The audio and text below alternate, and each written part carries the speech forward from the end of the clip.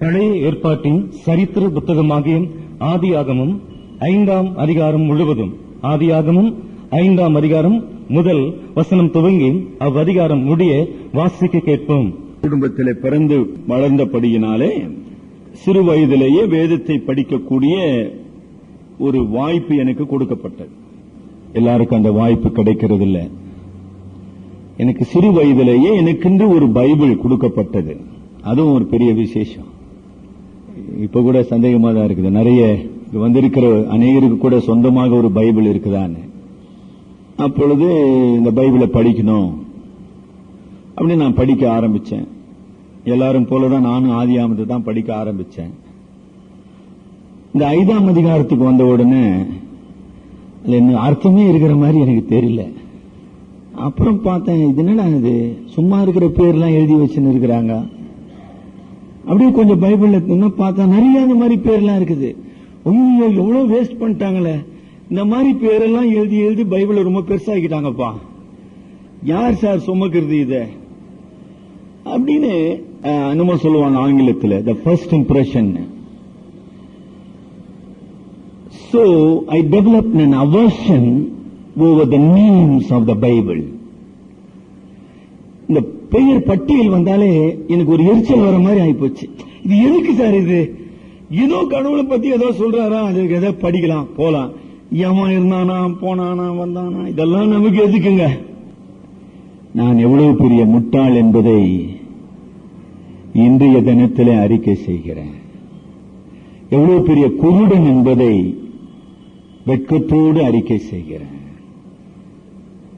கருமையானவர்களே, வேதம் என்பது வரலாற்றிலே கடவுள் தம்மை வெளிப்படுத்துகிறார். கடவுளின்றி வரலாறு இல்லை, வரலாறு இன்றி கடவுளுடைய செயல் இல்லை. You cannot separate the history from God's revelation. வரலாற்றின் அனைத்து காரியங்களும் கடவுளுடைய வெளிப்பாடுகளாக, கடவுளுடைய செயல்பாடுகளாக இந்த உலகத்திலே நிரூபிக்கப்பட்டவைகள். ஆக இந்த 5ஆம் அதிகாரத்திலே நாம் படிக்கின்ற ஒவ்வொரு பெயர்களும் கடவுளுடைய வல்லமையின், அவரால் தெரிந்து கொள்ளப்பட்ட பிள்ளைகளின் வாழ்க்கையின் சாட்சியின் ஸ்தம்பங்கள், நினைவு சின்னங்கள் சொல்றோம் பாருங்க இல்லீங்களா. நம்ம நாட்டில் எல்லா நாட்டிலையும் இன்னும் கூட இருந்ததுங்க, அது இருக்குதான்னு தெரியல. கிங் ஜார்ஜ் 5க்கு அந்த ஜார்ஜ் டவுன் பேரு.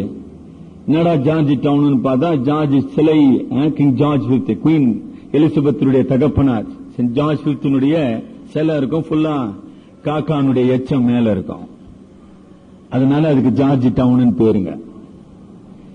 ஆக நினைவு சின்னங்கள் வைக்கப்படுது இல்லீங்களா.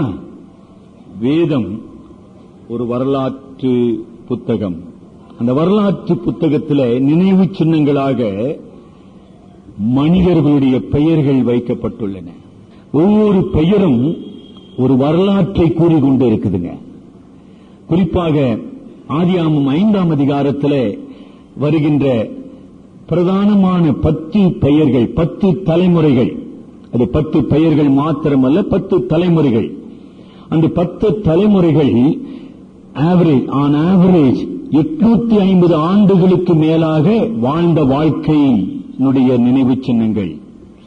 85 ஆண்டுகள் அல்ல, 850 ஆண்டுகள் விசுவாசத்திலும் பக்தியிலும் தேவனுடைய சித்தத்தை நிறைவேற்றுகின்ற பாத்திரங்களாக கடவுளுக்கென்று வாழ்ந்த தலைச்சிறந்த மகான்களுடைய பட்டியல்கள். எவ்வளவு பெரிய உண்மை.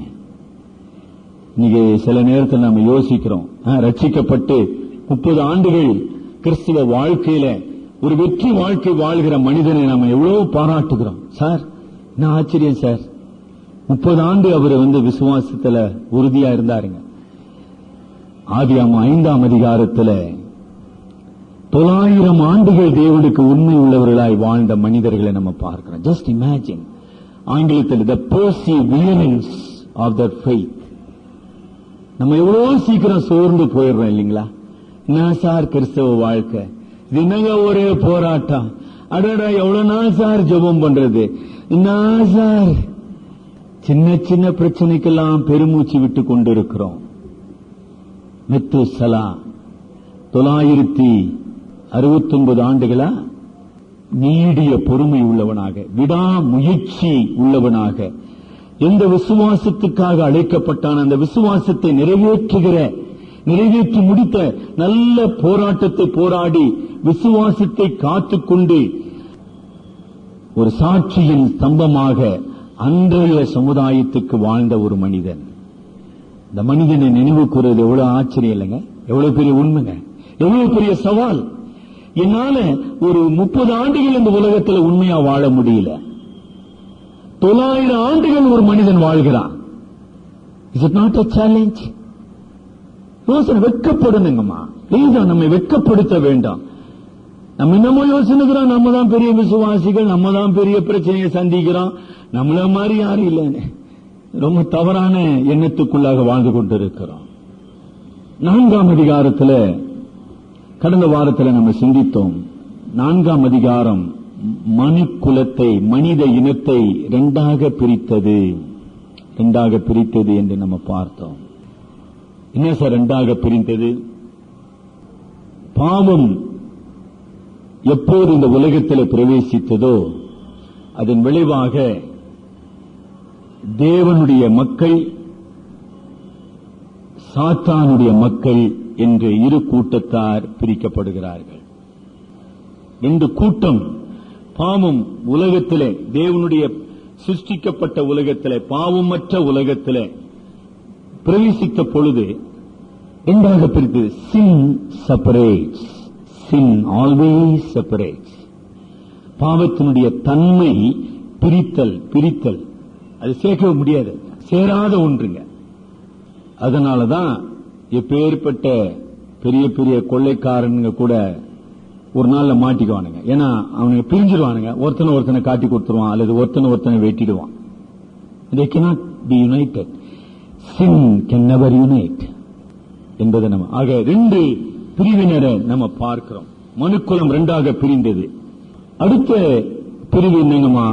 4ஆம் அதிகாரத்தில் கடவுளை விட்டு பாவத்தினாலே பிரிக்கப்பட்ட மனிதன் கடவுளை தேடுவதிலே 2 அணுகுமுறைகளை நம்ம பார்க்கிறோம். கடவுள் வைத்த வழி, மனிதன் உருவாக்கின ஒரு வழி. இன்றைக்கான உண்மை, கடவுள் வகுத்த வழி. பரிசுத்தரும் சிருஷ்டிகர்த்தரும் இரட்சகரும் நியாயாதிபதியுமாகிய கடவுளை அணுகுவதற்கு அவர் ஒரு வழியை வைத்திருக்கிறார். அது மட்டுமே தான் வழி, அதுதான் ஒரே வழி. இந்த வழியை நிராகரிக்கிற மனிதனை நம்ம பார்க்கிறோம். அல்ல கவனிச்சிங்களா? அவனுக்கு யாரும் சொல்லிக் கொடுக்கவே இல்லைங்க. கடவுள் இல்லைன்னு சொல்லிக் கொடுக்கல, நாத்திக கொள்கை கிடையாது, ஒண்ணும் கிடையாது. பாவம், கடவுளிலிருந்து பிரிக்கப்பட்ட ஆத்துமா, பாவத்தன்மைக்கு கீழ்ப்பட்ட ஆத்துமா, அவன் சிந்தையிலே குருடனாக்கப்படுகிறான், சித்தத்திலே அடிமையாக்கப்படுகிறான், உணர்ச்சியிலே அசுத்தமாக வாழுகிறான், மனசாட்சியிலே செத்தவனாக மடிகிறான். அவ்வளவுதான் உண்மை. அவனுக்கு யாரும் எதுவும் சொல்ல. அது தேவனுடைய கிருபை என்கிற தேவனுடைய ஒளி ஒரு மனிதனுக்குள்ளே கிரியை செய்யவில்லை என்றால் அவனுடைய சொந்த அறிவிலும் சொந்த ஞானத்திலும் சுய மார்க்கத்தை உருவாக்கிக் கொள்ளுகிறான். அந்த மார்க்கம் தன்னுடைய முடிவு என்னங்க? சகோதரனை கொலை செய்தல். பக்தி. ஆமா, கடவுள் வகுத்த வழியிலே தேவனை நாம் தொழுது கொள்ள தவறுவோமானால் அல்லது நிராகரிப்போமானால், நாம் நமக்கென்று ஒரு வழியை வகுத்துக் கொள்வோமானால், அந்த பக்தியின் முடிவு கொலை. ரொம்ப ஆச்சரியப்படுவீங்க. That is true. வரலாற்று உண்மை. முதல் 2 உலகப் போர்களை ஆராய்ச்சி செய்த ஒரு ஹிஸ்டோரியன், சரித்திர ஆசிரியர், தன்னுடைய முடிவில் என்ன எழுதினார் தெரியுங்களா? 2 உலகப் போர்களிலே எத்தனையோ கோடிக்கணக்கான உயிர்கள் பலியாயின.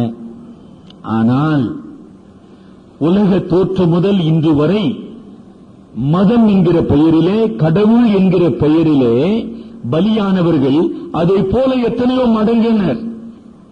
முதல் 2 போரிலே எத்தனையோ கோடிக்கணக்கான மக்கள் மரித்தார்கள்.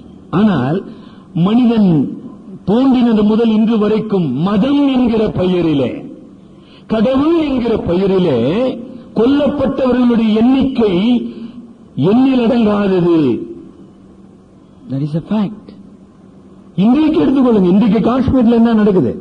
இன்னைக்கு சுதந்திர இந்தியாவில் காஷ்மீர்ல இன்னும் என்னைக்காச்சும் ஒரு நாள் சாகாத ஒரு பேப்பர் படிக்கிறீங்களா நீங்க?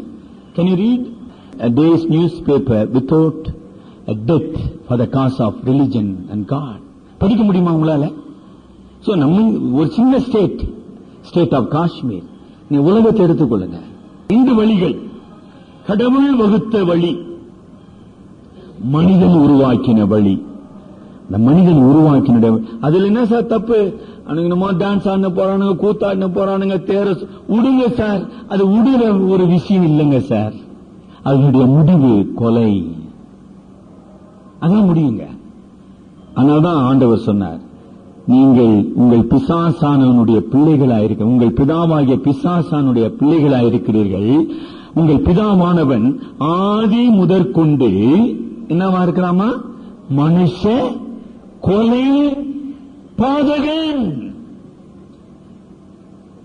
ஆதி முதற்கொண்டு, ஆதியாம 4ஆம் அதிகாரம் முதற்கொண்டு. ஆக கடவுள் வகுத்த வழிக்கு மாறான அனைத்து வழிகளின் முடிவு மரணம். காயினுடைய மதம். காயின், சில பேர் சொல்றாங்க காயின் ரொம்ப ரிஃபைன்டு ரிலிஜன் சார். என்ன சார் மதம்ன்றீங்க, அதுல போய் ரத்தம் சிந்தனுன்றீங்க, பலி. ஐயோ, மிலேச்சத்தனம் சொல்லுவாங்க இல்லைங்களா? மிலேச்சத்தனம் பதம் இப்ப பயன்படுத்துறாங்களா இல்லன்னு தெரியல. மிலேச்சத்தனம் காட்டு மிராண்டித்தனம். நம்ம பலி இடணுன்றீங்க, ரத்தம். ஐயோ, நான் கேட்கறதுக்கு ஒரு மாதிரி இருக்குங்களே. அத்தனை பட்டணத்துல கிரேக்க தத்துவத்தின் தலைமை பீடம், the seat of Greek philosophy, Mars மேடையிலே பரிசுத்த பவுல் பிரசங்கித்துக் கொண்டிருந்த போது சொன்னார், இயேசு கிறிஸ்து சிலுவையிலே ரத்தம் சிந்தினார். அவருடைய ரத்தத்தினாலே மனிதனுடைய பாவம் போக்க. உடனே வாட் இஸ் திஸ்? என்னது ரத்தம் கித்தனை பேசினுக்கிறாரு இவரு? Is not refined. எல்லாரும் பவுலை பரியாசம் செய்தார்கள். கிரேக்கர்களுக்கு சுவிசேஷம் பைத்தியமாயிருந்தது. பைத்தியம் சார். என்னன்னு அந்தால பெனாத்தினுக்கிறான்? என்னமோ ஒருத்தன் செத்தான், எவனோ ஒருத்தன் செத்தான் சார், அவனுக்கும் நமக்கு என்னங்க சம்பந்தம்? இன்றைக்கு அறிவு உலகத்தில் சிலுவை பைத்தியமாக இருக்குது. ரத்தம் சிந்துதல் இல்லாமல் பாவ மன்னிப்பு இல்லை என்கிற சுவிசேஷத்தினுடைய சத்தியம் பைத்தியமாயிருக்குதுங்கம்மா. We are very refined. என்னங்க அப்படியே யோகம் செய்வோம் சார். நாங்க அப்படியே யோகம் இதெல்லாம் செஞ்சு அப்படியே மேல போயிடுவோம். ஆனா காயினுடைய கலாச்சாரம், காயினுடைய மதம் ரொம்ப ரிஃபைண்டா தெரியலாம். ஆனா காயினுடைய கலாச்சாரத்துல உடன் பிறந்த சகோதரனை துடிதுடிக்க கொல்வது என்பது இந்த கலாச்சாரம் ஏற்றுக்கொண்ட ஒரு வாழ்க்கை முறை. கம்யூனிசம் எங்க சார் கடவுள் இருக்கிறாரு? கடவுளாவது காரியமாவதுன்னு சொன்ன. மனித அறிவு, மனித பண்பாடு, மனித கலாச்சாரம், மனித மேன்மை. இந்த கம்யூனிஸ்ட் ரஷ்யாவிலே செய்யப்படாத படுகொலைகள் இருக்குதுங்களா? இன்னைக்கு ஞானம் என்கிற பெயரிலே, கலாச்சாரம் என்கிற பெயரிலே, உயர்ந்த அனுபவம் என்கிற பெயரிலே வாழ்கின்ற சமுதாயங்களிலே குற்றமில்லாத சகோதரனுடைய ரத்தம் துடிதுடிக்க கொல்லப்படுகிற உண்மைகளை நீங்கள் பார்க்கலாம். அதான் ஆதியாகமம் 4ஆம் அதிகாரம். இதெல்லாம் சும்மா ஏதோ கதையா எழுதி வச்சிருக்கிறார் ஆண்டவர், அது இல்ல. நீங்க கவனிக்கலாம். இன்னும் ஒரு கருத்து ஆழமா சொல்லட்டுங்களா? நேற்று ஒரு சின்ன மருத்துவமனைக்கு போயிருந்தேன். இதுவரைக்கும் நான் பார்த்திராத ஒரு படத்தை அங்க பார்த்தேன். புட்ட பருத்தியில அங்க இருக்கிற ஒரு மத தலைவர் சாய்பாபா அவருடைய கேம்பஸினுடைய ஒரு படம், ரியல் பிக்சர். எத்தனை உயிர்கள் அங்கு கொலை செய்யப்பட்டன. கடந்த நூற்றாண்டில் வாழ்ந்த தலைச்சிறந்த கிறிஸ்தவ தத்துவ ஞானி ஆகிய C.S. லூயிஸ் சொன்னார், most unholy things happens in the holy places. உலகத்திலேயே மிக கொடூரமான கொடுமைகள் பரிசுத்த ஸ்தலங்கள் என்று அழைக்கப்படுகின்ற ஸ்தலங்களிலே நிகழ்கின்றன என்று C.S. லூயிஸ் சொன்னார். சிந்திக்க வேண்டும். அவங்கள பத்தி மாத்திர சொல்லுங்க.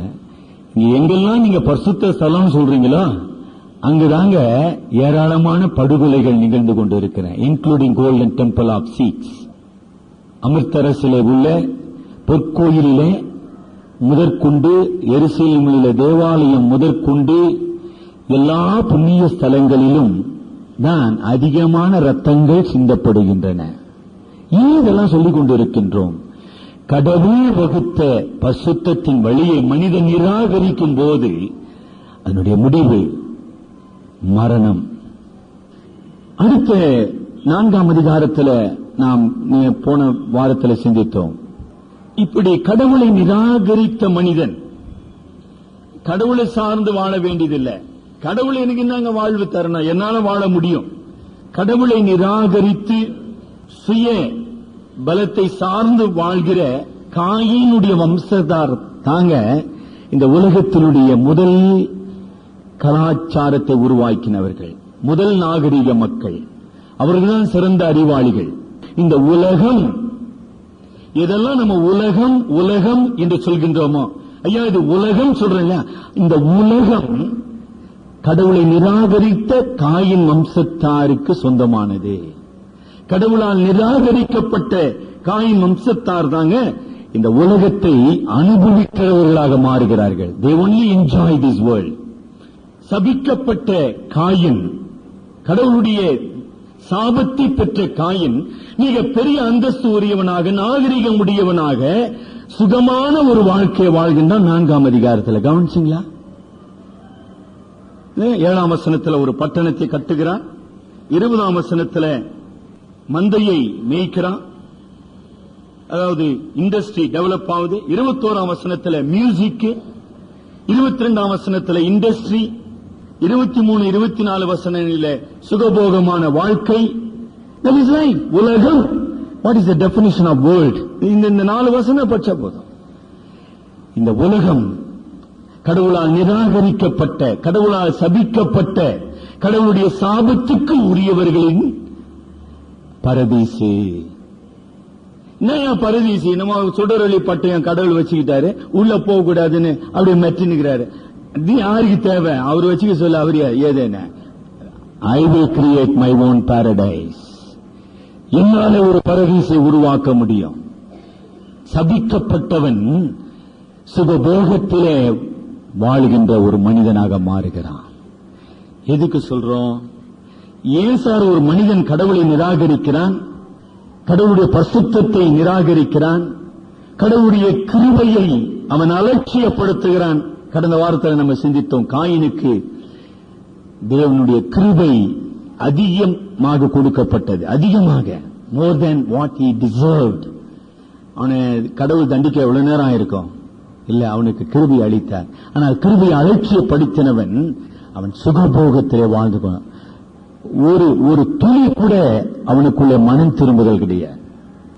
அவன் கடவுளுடைய பிரசன்னத்தை விட்டு விரட்டப்பட்டான். அதை குறித்து அவன் ஒரு வினாடி கூட கவலைப்பட்டதா தெரியல. He never even bothered for a second. கடவுளை விட்டு நம்ம போயிடுறோமே, no no no, I can live, I can enjoy this life.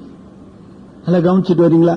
அடுத்தபடியா ஒரு இன்ட்ரெஸ்டிங் அந்த வரலாற்றிலமா 4ஆம் அதிகாரத்துல காயினுடைய வம்சத்தார் யாருமே மரித்ததாக நீங்க படிக்கவே மாட்டீங்க. காயினுடைய வம்சத்துல மரணம் பதிவு செய்யப்படவில்லை. ஆனால் விசுவாச வம்சமாகிய 5ஆம் அதிகாரத்தில் அனைவரும் மரித்தார்கள். அப்படின்னா என்னங்க அர்த்தம்? இந்த உலகமே வாழ்வு, இந்த உலகமே சதம், இந்த உலகத்தினுடைய சுகமே வாழ்வு என்று நம்பியிருக்கிற மக்கள் மரணத்தை சிந்திப்பதில்லை, மரணத்தை விரும்புவதும் இல்லை, அவங்க மரணத்தில் எந்த நம்பிக்கையும் இல்லை. ஆனா 5ஆம் அதிகாரத்துக்கு நீங்க வரும்போது அவர்கள் எல்லாம் விசுவாசமுடையவர்களாய் வாக்குத்தத்தம் பண்ணப்பட்டதை எதிர்நோக்கினவர்களாக விசுவாசத்தோடு மரித்தார்கள். அர்த்தமா மரித்தார்கள் உண்மை, அதாவது நித்திய ஜீவனுக்கு உரியவர்கள் மரித்தார்கள். அங்க என்ன சொல்றதுங்க, கான்ட்ராஸ்ட். ரொம்ப அற்புதமான ஒரு எதிர்மறையான உண்மையை பரிசுத்தாவியானவர் மோசேயின் மூலமாக எழுதுகின்றார். விசுவாசித்த பரிசுத்தவான்கள் விசுவாசத்தில் மரித்தார்கள், ஆகையினாலே இன்று வரைக்கும் நினைவு கூறப்படுகிறார்கள்.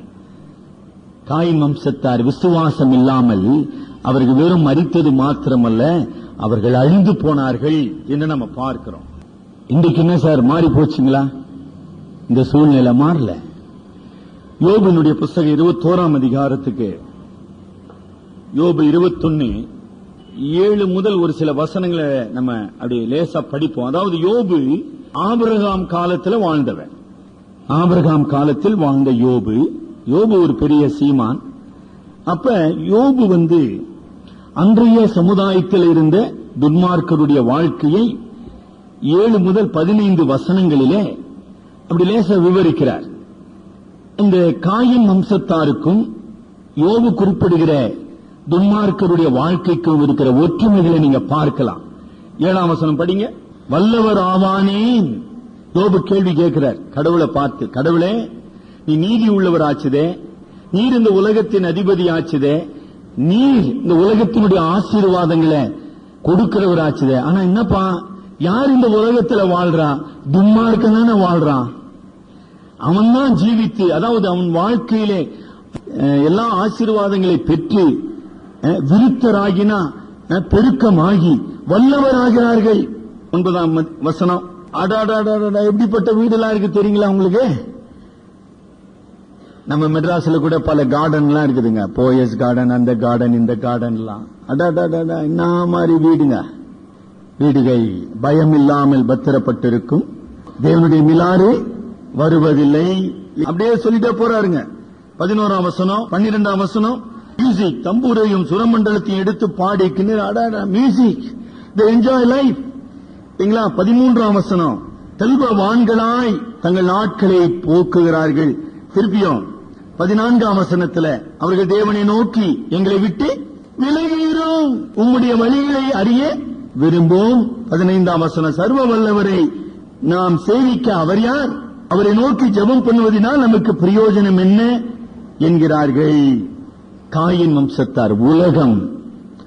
அதனால்தான் ஆண்டவர் சொன்னார், வெளிச்சத்தின் பிள்ளைகளை விட உலகத்தின் பிள்ளைகள் ஞானவான்கள் என்று சொன்னார். உலகத்தின் பிள்ளைகள், அவர்களுக்கு தான் இந்த உலகம் சொந்தம். கடவுள் பாரபட்சம் உள்ளவரா? யாக்கோபு 1ஆம் அதிகாரம் 17ஆம் வசனத்தில் நம்ம வாசிக்கிறோம், அவர் நீதிபரர், அவரிடத்தில் யாதொரு வேற்றுமையும் கிடையாது, பாரபட்சமும் கிடையாது. இன்றைக்கு கடவுள் உன்னையும் என்னையும் பரிசுத்த வழிக்கும் நீதியின் வழிக்கும் நித்திய ஜீவனின் வாழ்க்கைக்கு அழைத்தாரோ, இந்த உலகத்தை மறந்துடணும். திருப்பி நீ உலக மக்களை மாறி வாழ முற்படுவாயானால் அது ரொம்ப உன்னுடைய விசுவாசத்தை குறித்து கேள்வி எழுப்போம். ஏன்னா அது காயின் வம்சத்துக்கு சொந்தமானது. காயின் கடவுளை நிராகரித்தான், கடவுளுடைய கிருபையை அலட்சிய செய்தான். இந்த உலகத்தின் சுகத்தை மட்டுமே அவன் சார்ந்து வாழ்ந்தான். அதை நான் ரசிக்கப்பட்டுட்டேங்க. ஆனா உலகம்னா எப்படி? அது ரெண்டும் இணைகிறதே கிடையாதுங்களே. ஆதியாகமம் 4ஆம் அதிகாரத்திலிருந்து வெளிப்படுத்தின விசேஷம் 22ஆம் அதிகாரம் வரைக்கும் அது இணைகிறதே கிடையாதுங்க. நீதிமான் தான், துன்மார்க்கன் தான். ஆகவே தயவு செய்து மறுபரிசீலனை செய்யுங்க. நம்ம ஜெபிக்க வேண்டும். ஆண்டவரே, நன்மையான ஈவுகளை எங்களுக்கு தாருங்கள் என்று ஜெபிப்பது தப்பல்ல. ஆனா உலகத்தின் மக்களைப் போல வாழுவது, உலகத்தின் மக்களைப் போல சுகபோகத்தை தேடுவது, உலகத்தின் மக்களைப் போல யோபுனுடைய வார்த்தையில, ஆண்டவரே நீர் யார்? எங்களை விட்டு விலகிறோம், ஜெபம் பண்றதுல என்ன புண்ணியம்? இப்படி நிலைமைக்கு நீங்க வந்துட்டீங்கன்னா உங்களுக்கும் தேவனுடைய புத்திரருக்கு எந்த சம்பந்தமும் இல்லை. அதை தான் எச்சரிக்க விரும்புகிறேன். 4ஆம் அதிகாரத்தில் நாம் பெறுகின்ற எச்சரிக்கை, கிருபையை நாம் அலட்சியப்படுத்தலாம், புறக்கணிக்கலாம்.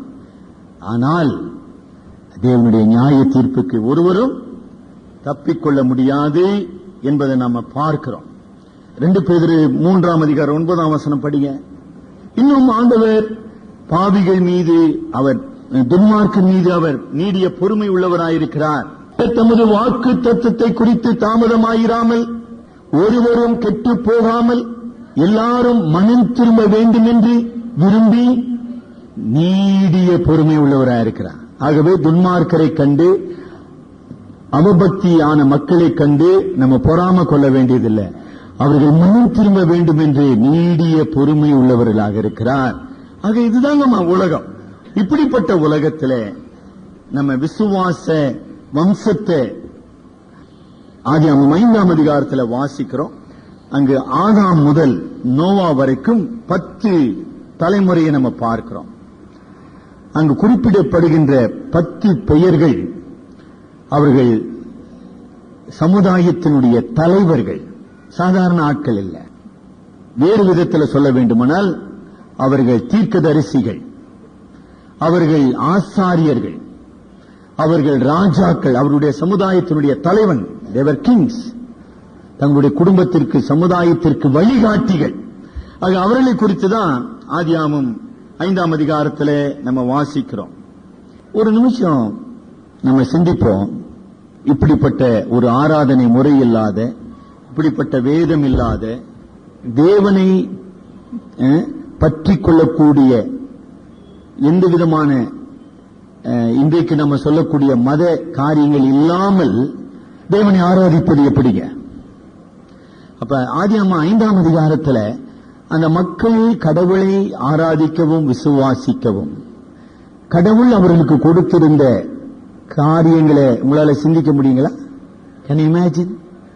இன்னைக்கு ஆண்டவர் வேதத்தை கொடுத்திருக்கிறாரு, படிக்கிறோமா? படிக்கிறது இல்லை. எங்க சார் டிவி பார்க்கறதுக்கே டைம் இல்லை, எங்க சார் பைபிள் படிக்கிறது? இதெல்லாம் இல்ல.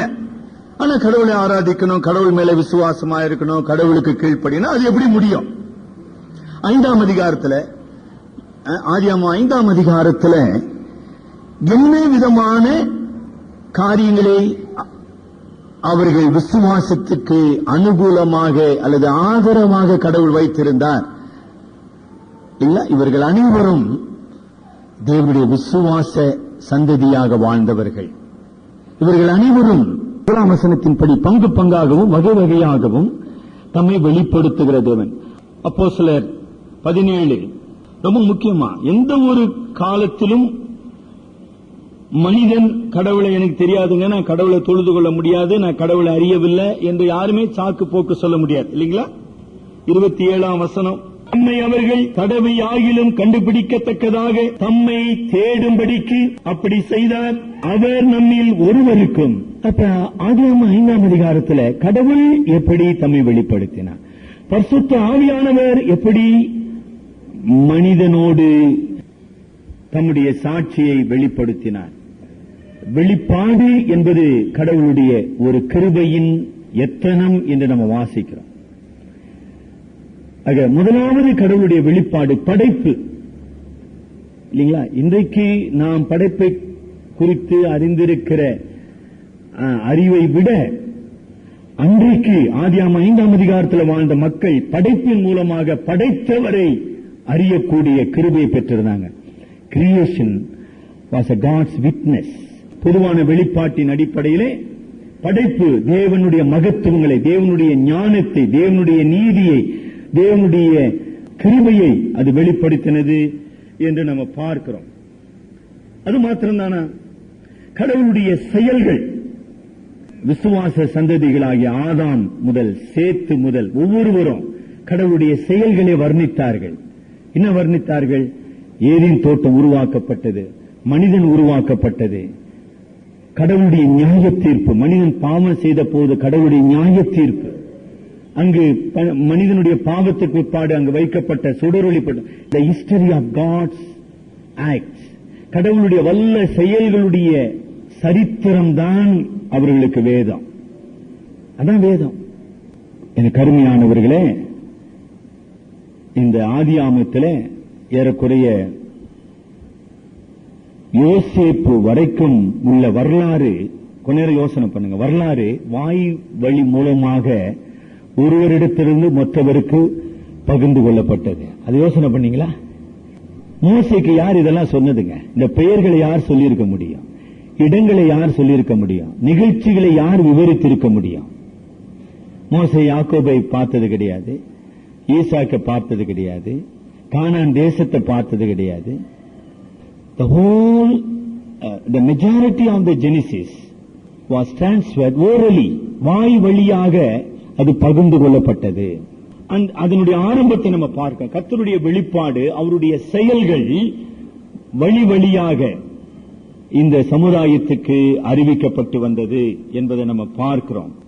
போன வாரத்தில் நம்ம சிந்தித்தோம், மனசாட்சியை கடவுள் பயன்படுத்துகிறார். மனசாட்சி ரொம்ப முக்கியமான ஒரு அம்சம். கடவுளுடைய படைப்பிலே மனிதனுக்கு கொடுக்கப்பட்ட விசேஷித்த விதமான ஒரு ஈவு மனசாட்சி. ஒரு சின்ன உதாரணம் பாருங்க.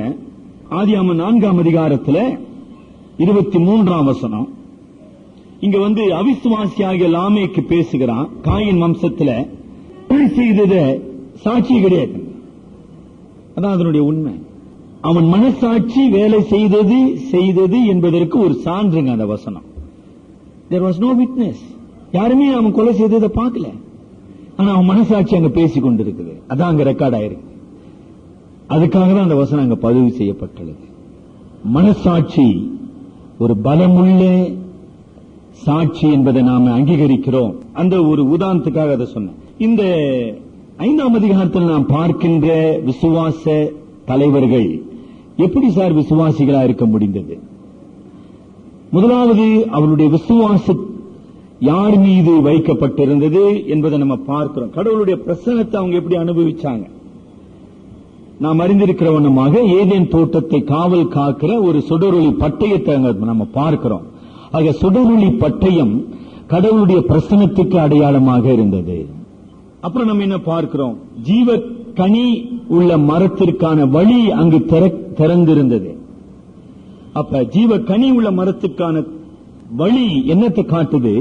சாவாமையை பெறுவதற்கான ஒரு வாய்ப்பு அங்கு வைக்கப்பட்டிருந்தது. இம்மார்டாலிட்டி. ஆக மனிதன் மரிக்க வேண்டியவன் அல்ல, சாவாமை. அவங்களுடைய 5ஆம் அதிகாரத்தில் நீங்க பார்ப்பீங்கன்னா அவங்களுடைய பெரிய ஒரு பிரச்சனை மரணம். அந்த மரணத்திலிருந்து விடுதலை பெறுவது, சாவாமையை எப்படி சுதந்திரிப்பது இல்லைங்களா? அதெல்லாம் அங்கு நம்ம பார்க்கிற உண்மை. சாவாமைக்கான வாசல் அங்கு வைக்கப்பட்டிருந்தது. அதை எதிர்நோக்கினவர்களாக அவர்கள் வாழ்ந்தார்கள். மூன்றாவது, அவருடைய விசுவாசத்துக்கு ஆதாரம் என்ன நம்ம பார்க்கிறோம்? ஆண்டவருடைய வாக்கு தத்தம். ஆண்டவருடைய வாக்கு தத்தம் என்ன? 15ஆம் வசனம். 15ஆம் வசனம், உன் ஸ்திரீக்கும் உன் வித்துக்கும் அவள் வித்துக்கும் பகை உண்டாக்குவேன், அவர் உன் தலையை நசுக்குவார். ஆக இந்த வித்துக்காக அவர்கள் காத்துக் கொண்டிருந்தாங்க. இந்த மரணத்திலிருந்து விடுதலை பெறுவதற்காக ஸ்திரீயின் வித்துவாகிய ஒரு தீர்க்கதரிசி உருவாகுவார் என்பதை எதிர்நோக்கினவர்களாக வாழ்ந்தார்கள். The element of faith. கடவுளுடைய பிரசன்னத்துக்கு ஒரு அடையாளம். சாவாமை, சாவிலிருந்து விடுதலை பெறுவதற்கான ஒரு வாய்ப்பு, கடவுளுடைய வாக்கு தத்தம். இவ்வளவுதான் அவங்களுடைய விசுவாசத்தினுடைய அடிப்படை. ஆதியாகமம் 4ஆம் அதிகாரம் 26ஆம் வசனத்துக்கு நம்ம திருப்புவோம். அங்க என்ன நம்ம வாசிக்கிறோம்? ஆதியாகமம் 24:26, சேத்துக்கும் குமாரன் பிறந்தார், அவனுக்கு ஏனோஸ் என்று பெயரிட்டான். அப்பொழுது மனுஷர் கர்த்தருடைய நாமத்தை தொழுது கொண்டார்கள். என்னங்க தொழுது கொண்டார்கள்? அந்த சுடரொளி பட்டயம் வீசிக்கொண்டிருந்த அதன் அருகிலே வந்து கர்த்தருக்கு பலி செலுத்தினார்கள், தொழுது கொண்டார்கள். இந்த தொழுது கொள்ளும் உரிமையையும் தொழுது கொள்ளும் சாக்கியத்தையும் விசுவாச சந்ததியாகிய சேத்தின் வம்சத்தார் பெற்றார்கள். காயின் வம்சத்தாருக்கு அந்த உரிமை அளிக்கப்படவில்லை. அதுதான் நம்ம அங்க வாசிக்கிறோம். முதலாவதாக அவருடைய விசுவாசத்துக்கான காரியங்களை கடவுள் அங்கு வைத்திருந்தார் போதுமான அளவுக்கு. இரண்டாவதாக தேவனை அவர்கள் தொழுது கொண்டார்கள் என்று நம்ம வாசிக்கிறோம். இப்படி தொழுது கொண்டபடியினாலே அவபக்தியான காயின் வம்சத்திலிருந்து அவர்கள் பிரிந்து வாழ்ந்தார்கள் என்று நம்ம பார்க்கிறோம்.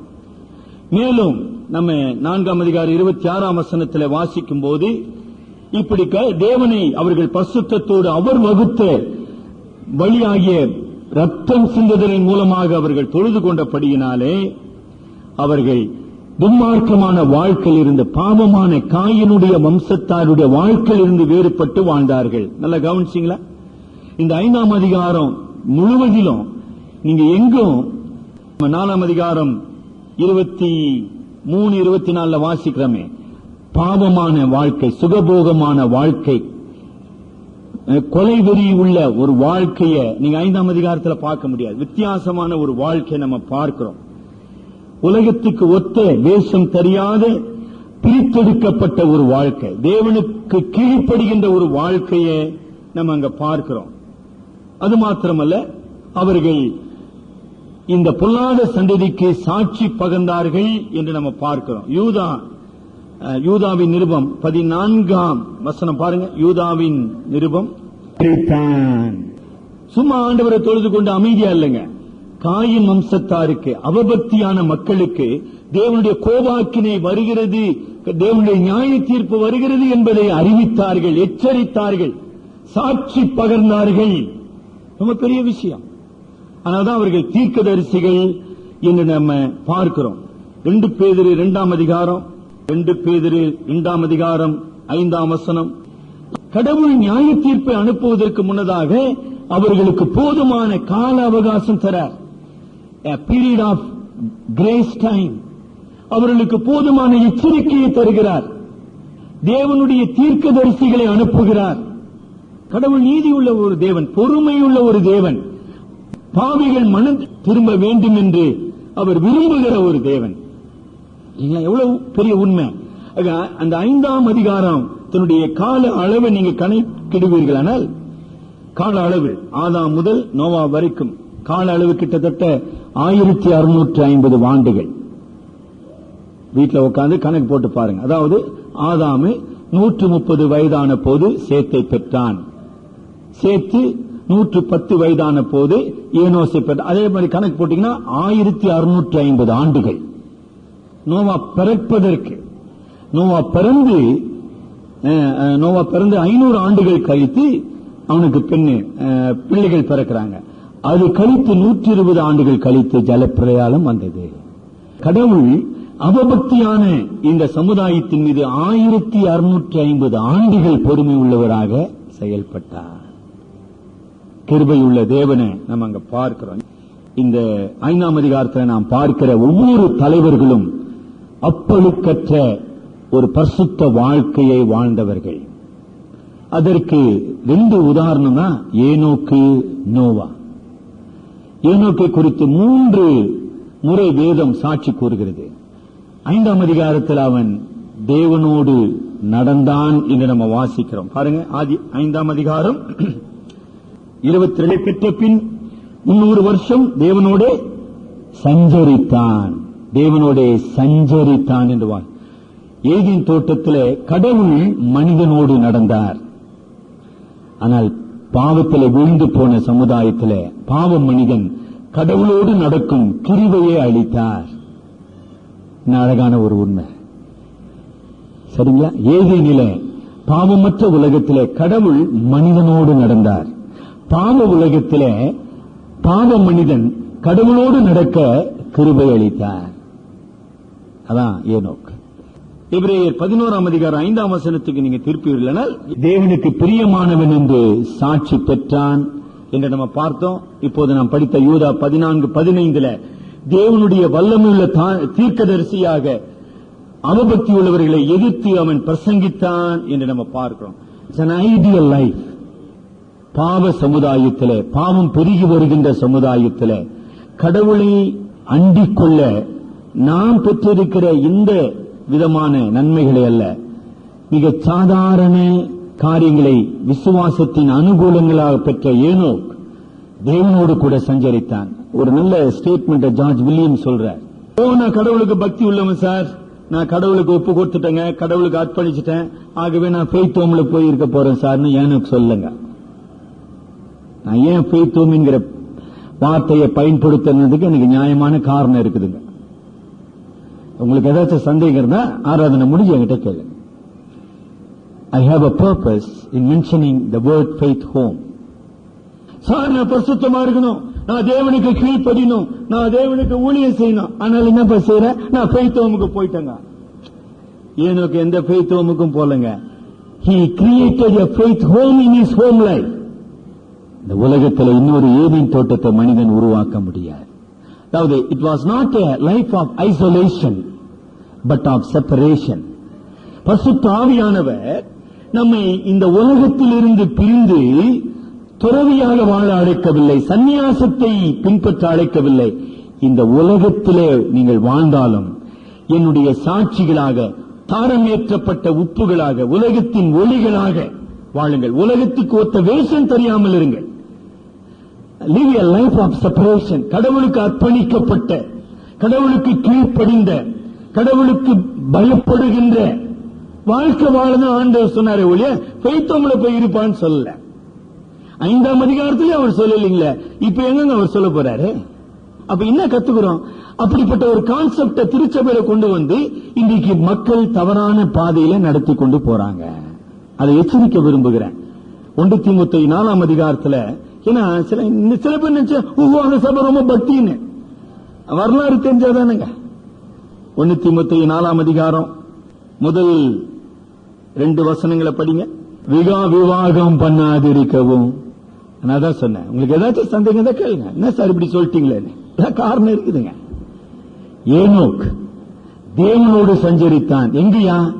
குடும்ப வாழ்க்கையில பிள்ளைகளை பெற்று விசுவாசத்தின் பாதையில, விசுவாசத்தின் சுதந்திரவாளிகளாக, வாரிசுகளாக வளர்ந்து அவன் வாழ்ந்தான். தேவனுக்கு பிரியமானவன் என்று சாட்சி பெற்றான்.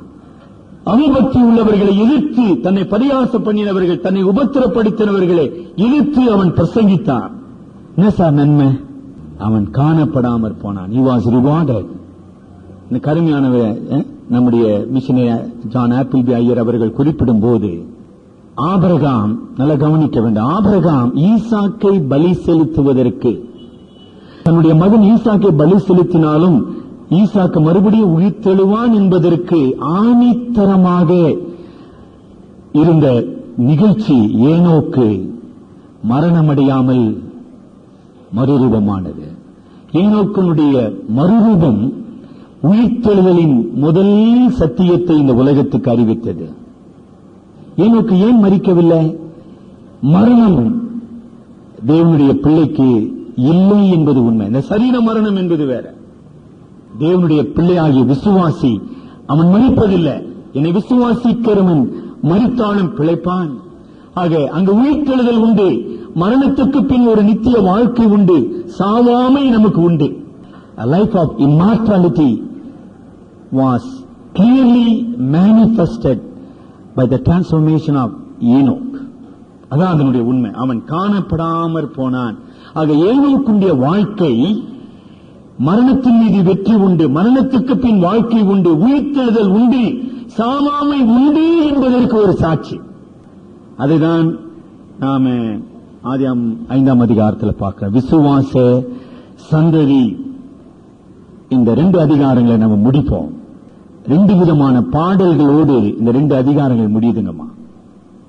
ஆதியாம் 4ஆம் அதிகாரம் தன்னுடைய பாடல் 23, 24 துன்மார்க்கனான லாமேக்கினுடைய பாடல், சுகபோகத்தின் சிற்றிரும்பத்தின் பாடல்ல அங்க கொலை, வயலன்ஸ் அண்ட் இம்மாரலிட்டி. இன்றைக்கும் கவிதை உலகத்தில், இசை உலகத்தில் என்ன பார்க்கிறோம்? இம்மாரலிட்டி அண்ட் வயலன்ஸ். அதுதான் இந்த உலகத்தினுடைய பாடல். இந்த உலகத்தினுடைய பாடல். பாடல் என்பது மனிதன் எதை அனுபவிக்கின்றானோ, எதை விரும்புகிறானோ, எதை கற்பனை செய்கின்றானோ அதை அவன் வெளிப்படுத்துகிறான், இல்லைங்களா? அதுதான் 4ஆம் அதிகாரம் 23, 24. நீங்க 5ஆம் அதிகாரத்துக்கு வருவீர்களானால் இன்னும் அழகான ஒரு பாடலை நம்ம பார்க்கிறோம். என்ன பாடல்மா? லாமே. இங்க இருக்கிற லாமேக்கினுடைய பாடல், பரலோக வாசியான லாமேக்கினுடைய பாடல் 29ஆம் வசனம். கர்த்தர் நமக்கு உண்டான வேலையிலும் நம்முடைய கைகளின் பிரயாசத்திலும் இவன் நம்மை தேற்றுவான் என்று சொல்லி கடவுளுடைய தேறுதலை, கான்சலேஷன், பாவத்தினால் வந்த சபிக்கப்பட்ட வாழ்க்கையில They recognize the curse because of sin. ஒரு விசுவாசி இந்த உலகம் சபிக்கப்பட்டது என்பதை அவன் தீர்க்கிறான். இந்த சபிக்கப்பட்ட வாழ்க்கையில போராட்டமான சூழ்நிலையில இவன் நம்மை கேட்டான். இந்த பிள்ளை தேவனால் அருளப்பட்ட ஈவு ஆக நோவா என்றால் சைல்ட் ஆஃப் கான்சோலேஷன் அண்ட் கம்ஃபர்ட். ஆக இந்த சபிக்கப்பட்ட வாழ்விலே எனக்கு ஆறுதல், நம்பிக்கை, சமாதானம் தருபவர் கடவுள். நோவா அவனுடைய பெயரின் அடிப்படையிலே கிறிஸ்துவுக்கு நிழலாட்டமா இருக்கிறான். கிறிஸ்து அவருக்கு சமாதான பிரபு, பிரின்ஸ் ஆஃப் பீஸ். அவருக்கு இம்மானுவேல் என்று பெயரிடுவார்கள். இம்மானுவேல் என்பதற்கு தேவன் நம்மோடு இருக்கிறார். சபிக்கப்பட்ட உலகத்திலே பாவத்தினாலே அடிமைப்பட்டு போன சமுதாயத்திலே நமக்கு பாவ மன்னிப்பை தருவதற்காக, பாவத்திலிருந்து விடுதலை தருவதற்காக, மரண பயத்திலிருந்து விடுதலை தருவதற்காக, எல்லாவிதமான வேதனைகள் கண்ணீர்களில் இருந்து விடுதலை தருவதற்காக ஒரு சமாதான பிரபு பிறந்திருக்கிறார். என்ன beautiful. Lamech was the one to prophesy about the son of comfort. லாமேக்கினுடைய தீர்க்க தரிசனம் ஒரு சமாதானத்தின் பிள்ளை பிறக்க வேண்டும். அவர்தான் ஸ்ரீயின் வித்தானவர். அவர்தான் பாவத்தை மேற்கொள்வார். அவர்தான் சர்ப்பத்தை அழிப்பார். அவர்தான் சாராமைக்குள்ளே நம்மை நடத்துவார். தலைவனை நம்மை செபிப்போம். உங்களுடைய இதயத்தில் இருந்து எப்படிப்பட்ட பாடல் பிறக்குது? இன்றைக்கு தேவனுடைய சன்னிதானத்திலே வந்திருக்கிற நாம் நம்முடைய உள்ளத்திலிருந்து தேவனை துதிக்கிறோமா? ஆறுதலுக்காக முதலாவது குற்ற மனசாட்சியிலிருந்து விடுதலை, மரண பயத்திலிருந்து விடுதலை, அவ நம்பிக்கையிலிருந்து விடுதலை, கடவுளுடைய கரத்திலிருந்து சமாதானத்தையும் ஆறுதலையும் தேறுதலையும் பெறுகிற ஒரு சந்ததியாக நாம் இருக்கிறோமா? எனக்கு அருமையானவர்களே, நாம் மனம் திரும்பும்படியாக கடவுள் நீடிய பொறுமை உள்ளவராக இருக்கிறார். ஆண்டவராகிய இயேசு கிறிஸ்துவை இரட்சகராக நீ அறியாதிருப்பாயனால், இயேசு கிறிஸ்துவனுடைய சிலுவை மரணம் மட்டுமே பாவத்திற்கான ஒரே பரிகாரம் என்பதை நீ அறியாதிருப்பாயனால், கடவுள் வகுத்த வழியாகிய இயேசு, அவர் மூலமே நித்திய ஜீவனை சுதந்திரிக்க முடியும் என்பதை நீ அறியாதிருப்பாயனால், நீ இன்றைக்கு மனம் திரும்ப வேண்டும். ஆண்டவரே, நான் ஒரு பாவி. ஆண்டவரே, காயினை போல பட்டணத்தை கட்டி என்னை பாதுகாத்துக் கொள்ள முயற்சிக்கிறேன். இந்த உலகத்தின் சுகபோகங்களினாலே என்னை நான் மூடிக்கொள்ள விரும்புகிறேன். வரப்போகிற நியாய தீர்ப்பை அசட்டை செய்து அலட்சியம் செய்து உம்முடைய பிரசன்னத்தை விலகி ஓடுகிறவனாக நான் இருக்கிறேன். ஆண்டவரே, என்னை ரட்சியும், ஆண்டவரே என்னை மன்னியும் என்று நீ ஜெபிப்பாயா? அன்புள்ள சகோதரனே, சகோதரியே, இந்த உலகம் தேவனுடைய கோபாக்கினைக்காக வைக்கப்பட்டிருக்கு. தேவனுடைய கோபத்துக்கு தப்பித்துக் கொள்ளும்படியாக சிலுவை என்கிற ஆண்டவர் நம்மை வர அழைக்கிறார். சிலுவையிலே நமக்கு சமாதானத்தை உண்டு போன மீட்பரை பார்க்கிறோம். எவ்வளவு அற்புதமான ஆண்டவர், ஆறுதலின் மகன், இம்மானுவேல் ஆகிய தேவன். நீ ஆண்டவரை இம்மானுவேலாய் அறிந்திருக்கிறாயா? உன்னுடைய பாவ பரிகாரியாக நீ அவரை ருசித்திருக்கிறாயா? ஏனோக்கை போல பாவ சமுதாயத்திலே அவபக்தியான மக்கள் மத்தியிலே தேவனோடு சஞ்சரிக்கிறவனாக, தேவனுக்கு பிரியமானவனாக வாழ்கிறவனாக, தேவனுடைய நியாய தீர்ப்பை குறித்து எச்சரித்து போதிக்கிற தீர்க்கதரிசியாக வாழ நம்மை அழைக்கிறார்.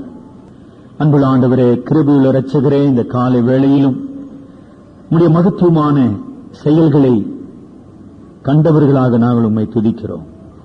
எங்களுடைய ரட்சிப்புக்காக உலக தோற்ற முதல் நீ செய்து வந்த முத அற்புதமான செயல்களுக்காக நன்றி செலுத்துகிறோம். பாவத்தின் குருட்டாட்டத்திலே வீழ்ந்து போன சமுதாயத்திலிருந்து எங்களை நீ தூக்கி எடுத்து உம்முடைய இரக்கத்தினாலும் தயவினாலும் எங்களை மீட்டுக் கொண்டபடியினாலே நாங்கள் உமக்கு நன்றி செலுத்துகிறோம். எங்கள் இரட்சகராகி உம்மிலே நாங்கள் பெற்றிருக்கிற புது வாழ்வுக்காக, நித்திய ஜீவனின் நம்பிக்கைக்காக, பாவத்தின் மீது கொண்டிருக்கிற வெற்றிக்காக நாங்கள் உமக்கு நன்றி செலுத்துகிறோம். இந்த அழைப்பிலும் தேவரீர் இந்த ஊழியத்திலும் நாங்கள் நிலைத்திருந்து உம்மை மகிமைப்படுத்த உதவி செய்யும். எங்கள் அருமை இரட்சகர் மூலம் வேண்டிக் கொள்கிறோம் நல்ல பிதாவே. ஆமேன்.